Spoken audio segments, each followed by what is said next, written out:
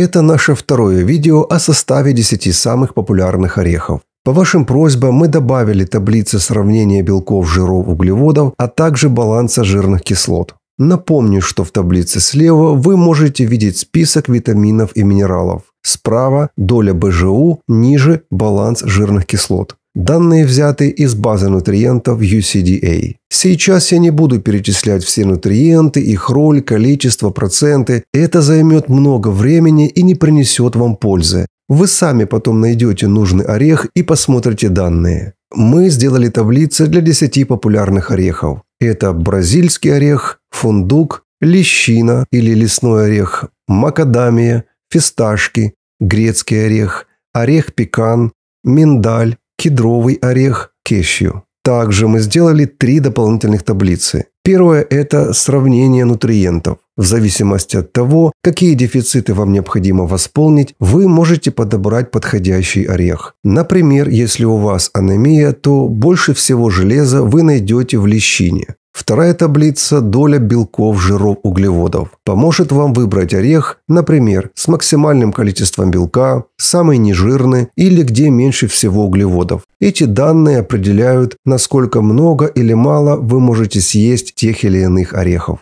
Третья таблица – количество жирных кислот. Очень полезная таблица, особенно для тех, кто разбирается в теме. Будет полезно при покупке орехов и составлении рациона. Например, грецкий орех содержит много кислот омега-3, 6, 9, а следовательно его нужно употреблять умеренно. А вот лещина, напротив, практически не содержит жирных кислот, а значит ее можно употреблять много. А это значит, что женщины с анемией могут смело восполнять дефицит железа лещиной без опасения переизбытка по жирам и углеводам. Так что выберите нужную таблицу, поставьте на паузу и поизучайте данные. Это может быть очень полезным. Если будут вопросы, пишите в комментариях, я отвечу. Если видео было полезным, вы можете поставить лайк и поделиться ссылкой с друзьями. Чтобы не потерять ценной информации, как-то сохраните это видео или сделайте скриншоты. Напишите также, какие обзоры сделать для вас в следующий раз. Будьте здоровы и не болейте.